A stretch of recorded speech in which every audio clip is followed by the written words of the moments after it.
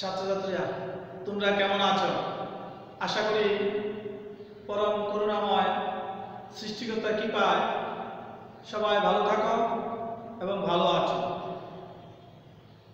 সবাই যাতে আমরা ভালো থাকতে পারি আমি পরম করুণাময় সৃষ্টিকর্তার কাছে তাই প্রার্থনা করি। আমরা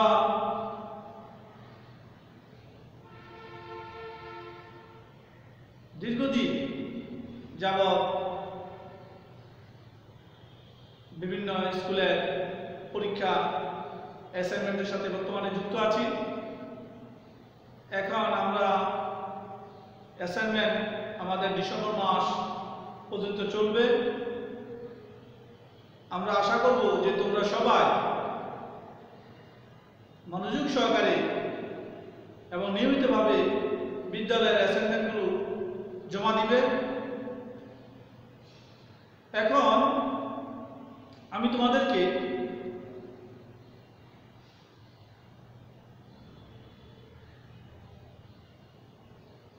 এই মাসে আমার আর দুইটাই ক্লাস আছে, তার মধ্যে একটি আজকে করাবো আর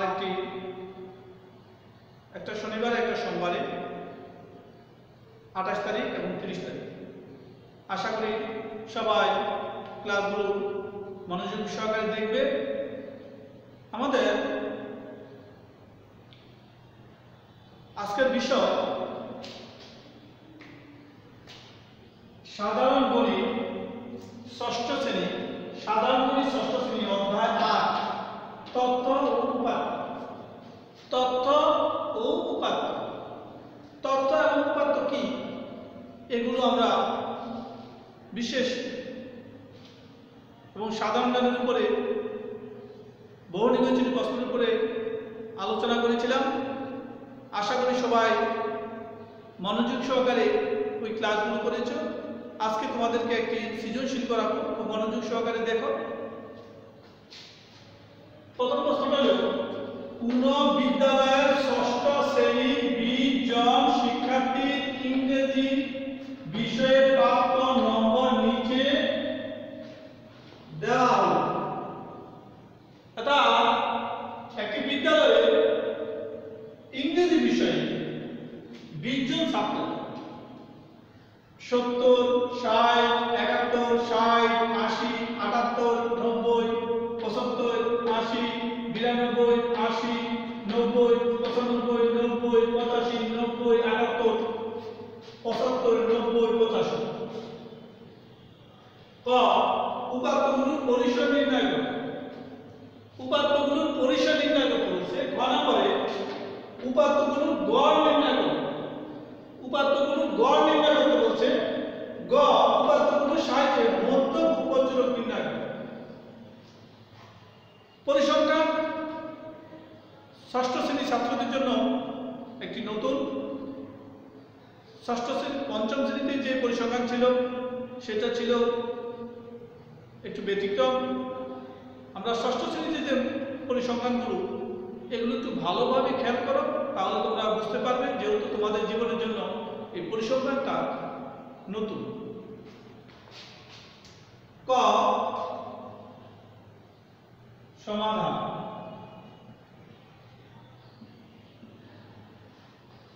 উপাত্তগুলোর পরিসর নির্ণয় করো।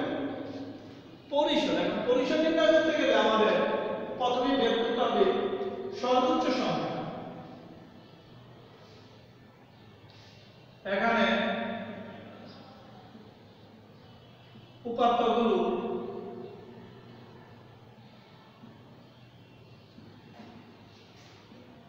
সর্বোচ্চ নম্বর, সর্বোচ্চ নম্বর হইল, সর্বোচ্চ নম্বর আমরা দেখি কত? 92, 95 আছে। আমাদের সর্বোচ্চ সব নম্বর কত ব্যাখ্যা এখানে আমরা দেখতে পেয়েছি। সর্বোচ্চ নম্বর হলো 95 এবং এগুলো সর্বনিম্ন নম্বর, সর্বনিম্ন নম্বর কত? সর্বনিম্ন নম্বর আছে 60। 60 এর নিচে কোনো সর্বনিম্ন নাম্বার নেই। সর্বনিম্ন নাম্বার হলো 60। আমরা দেখলাম, তোমরা দেখো আমার সাথে সাথে, এখানে সর্বোচ্চ নম্বর হলো 90, 95, সর্বোচ্চ নম্বর হলো 95 এবং সর্বনিম্ন নম্বর হলো 60। সর্বোচ্চ নম্বর হলো 95। আমাদেরকে পরিসর বের করতে হলে সর্বোচ্চ নম্বর এবং সর্বনিম্ন নম্বরের প্রয়োজন। পরিসর বের করতে হলে কি না প্রয়োজন? সর্বোচ্চ নম্বর এবং সর্বনিম্ন নম্বর। তাহলে আমরা জানি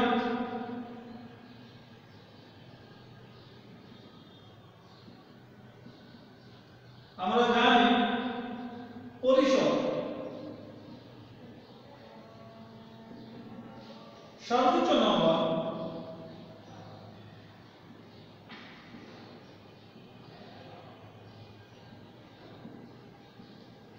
বিয়োগ সর্বনিম্ন নম্বর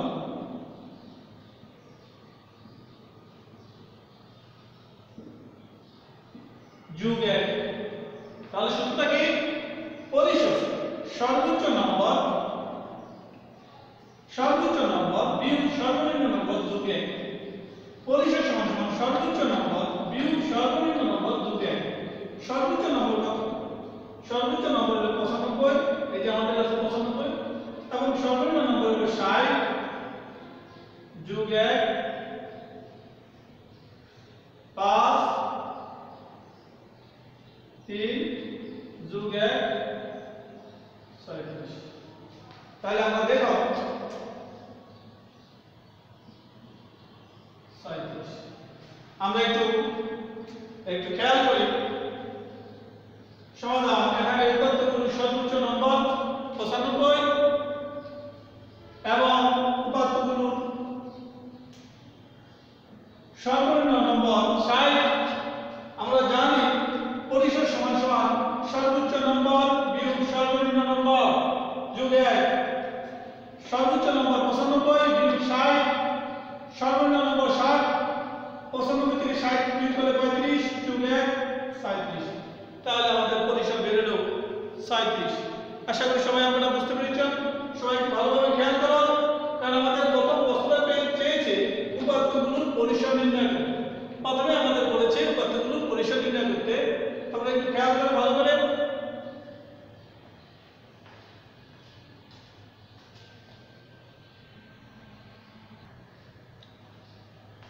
আমরা যে উপাত্তগুলোর পরিসর নির্ণয় করি, আমরা নির্ণয় করলাম। খতে আছে উপাত্তগুলোর গড় নির্ণয় করো।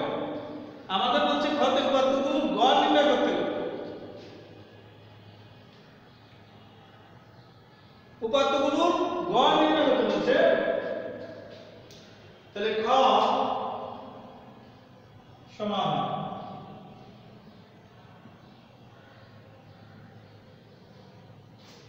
সমাধান শিক্ষার্থীদের ইংরেজিতে প্রাপ্ত মোট নম্বর। শিক্ষার্থীদের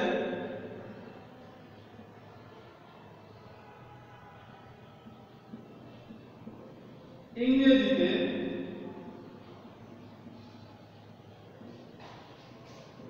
প্রাপ্ত মোট নম্বর।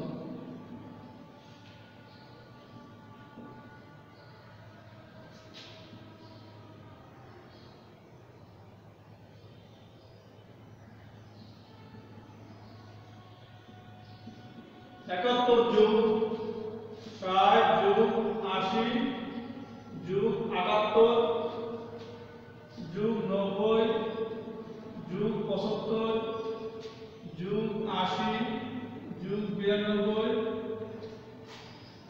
যোগ 80 যোগ 90 95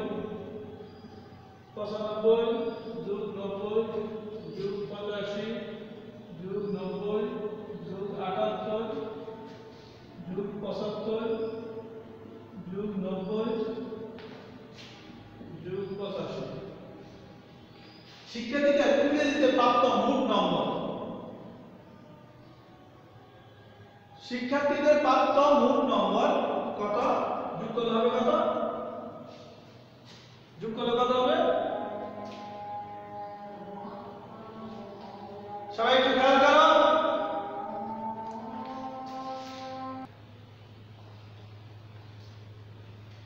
আমরা উপাত্তগুলো আমাদের হচ্ছে উপাত্তগুলো গড় নির্ণয় করব। তাহলে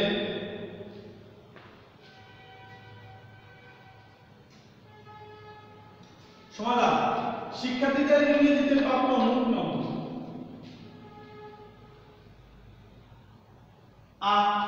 আমরা জানলাম 1614 আর জানতে হবে কি মোট শিক্ষার্থীর সংখ্যা তাহলে উপাত্ত গুলো গড় সমান সমান প্রাপ্ত নম্বরগুলো যোগ করব।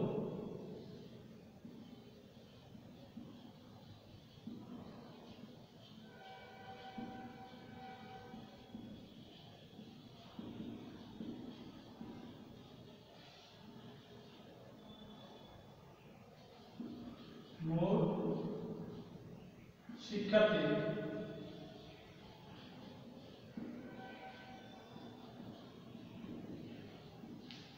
আমরা একটু খেয়াল করি আমাদের প্রধান সূত্র হল উপাত্তগুলোর গড় সমান সমান প্রাপ্ত নম্বরগুলো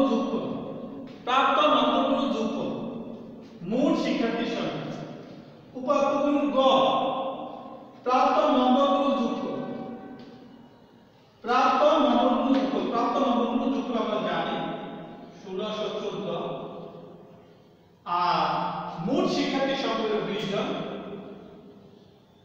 আমরা ভাগ দিলে হবে 80.7। আমাদের মোট শিক্ষার্থীর সংখ্যা হলো 20 জন এবং আমাদের মোট শিক্ষার্থীর সংখ্যা শিক্ষার্থীদের ইংরেজিতে প্রাপ্ত নম্বর হলো 1614 প্রাপ্ত নম্বরগুলো যোগফল 1614 মোট শিক্ষার্থীর সংখ্যা হলো 20 জন। মোট শিক্ষার্থীর সংখ্যা কয়জন? 20 জন। আমি আবারও বলছি মোট শিক্ষার্থীর সংখ্যা 20 জন। তাহলে আমাদের এই যে আমরা 1614 কে যদি ভাগ দিই আমরা একটু দেখি 1614 2 দিয়ে দিলে 20 দিয়ে দিলে আর 2 × 160 1 4 2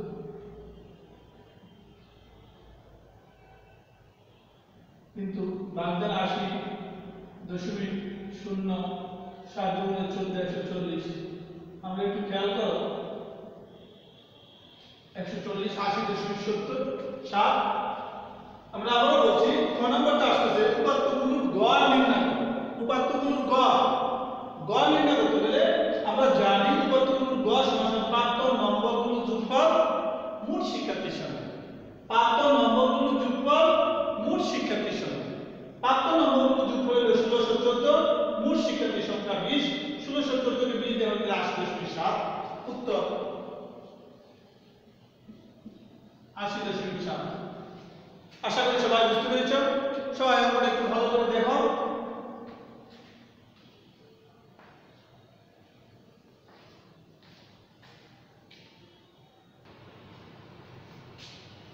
আমরা গ নম্বর দেখি প্রশ্ন হলো উপাত্তগুলোর সাহায্যে মধ্য উপপ্রচলক নির্ণয় করো। উপাত্তগুলোর সাহায্যে মধ্য উপপ্রচলক নির্ণয় করো। তাহলে মধ্যক নির্ণয় করতে গেলে আমি আবার বলছি মধ্যক নির্ণয় করতে গেলে আমাদেরকে প্রথমেই উপাত্তগুলোকে ছোট থেকে বড় সাজাতে হবে। আমি আবারও বলছি মধ্যক নির্ণয় করতে গেলে এই সংখ্যাগুলোকে উপাত্তগুলোকে মধ্যক নির্ণয় করতে গেলে আমাদেরকে প্রথমে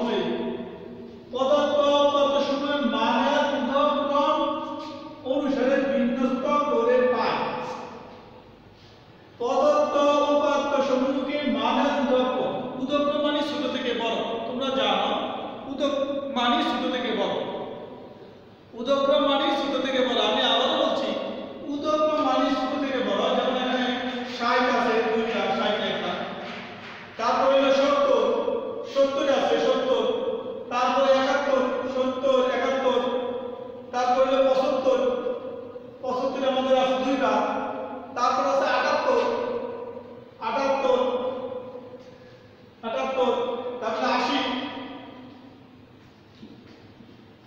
80 আছে তিনবার, তারপরে 90, 85, 85, 85 গুলোর মধ্যে ব্যাংক দিতে হবে, তারপরে 90, 90, তারপরে 92, তারপরে 95। আমি আবারও বলছি, পদার্থ ও উপাত্তসমূহকে মানের উদাহরণ অনুসারে বিন্যস্ত করে পাই। পদার্থ ও উপাত্তসমূহকে মানের উদাহরণ অনুসারে বিন্যস্ত করে পাই। দেখো 60 সিরিয়াল 60, 70, 71, 75, 75, 78, 78, 80 আমরা ছোট থেকে বড় সংখ্যা অনুসারে সাজালাম পদার্থ উপাত্তের সংখ্যা। সুতরাং পদার্থ উপাত্তের সংখ্যা 20, যা একটি জোড় সংখ্যা। 20 একটা কি সংখ্যা? জোড় সংখ্যা 20। সুতরাং 20/2 = 10 এবং 20/2 + 1 = 11। আমি আবার বলছি, পদার্থ উপাত্তের সংখ্যা 20, যা একটা জোড় সংখ্যা। এখানে উপাত্তের সংখ্যা হলো 20টি। উপাত্তের সংখ্যা কয়টি? 20টি, এবং যা একটা জোড় সংখ্যা। এই যে 20 কে 2 দিয়ে ভাগ করতে হবে, ভাগ দিলে 10, আবার 20 কে 2 দিয়ে ভাগ দিয়ে তার সাথে 1 যোগ করতে হবে, হবে 11। এখানে মধ্য 10তম ও 11তম পদ। মধ্য কত? 10তম পদ ও 11তম পদ। 10তম 11তম পদের গড়।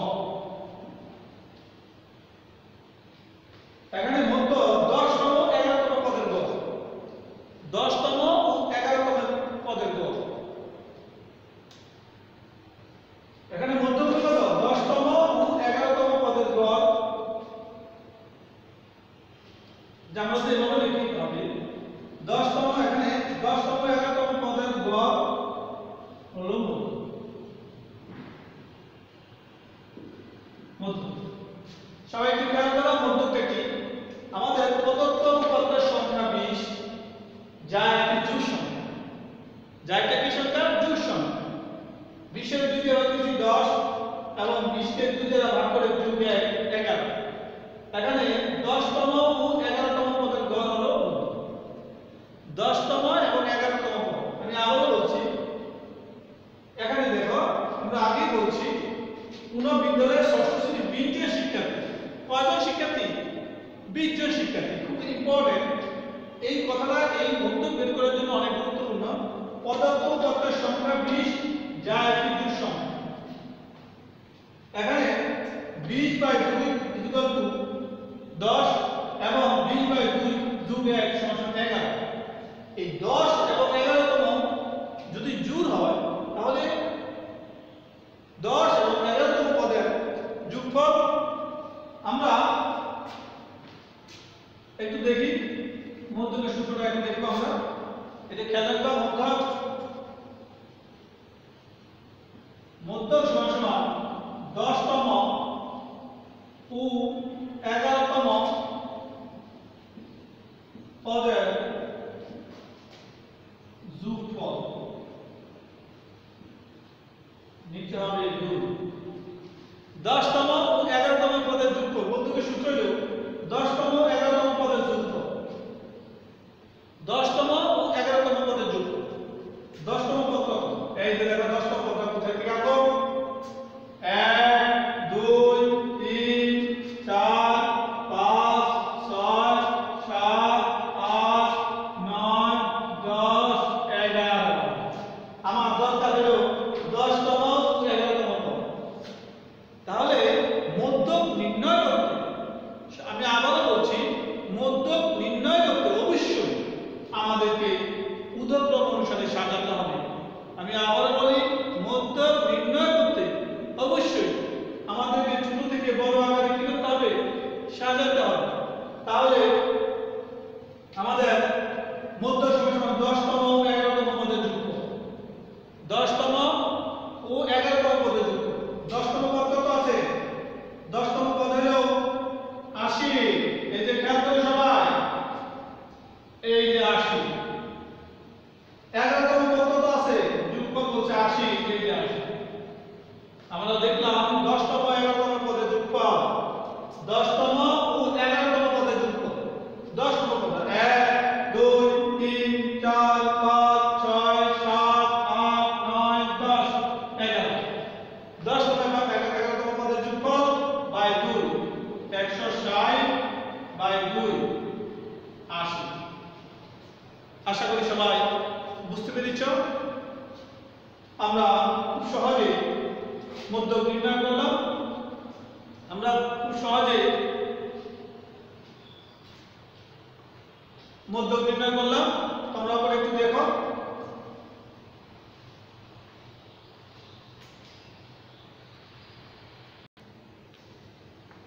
এখানে আমরা যেহেতু 90 সর্বাধিক 5 বার আছে 90 সর্বাধিক 5 বার আছে নির্ণয় প্রচুরক হলো 90 সবচেয়ে বেশি বার যেটা থাকবে সেটি প্রচুরক নির্ণয় প্রচুরক 90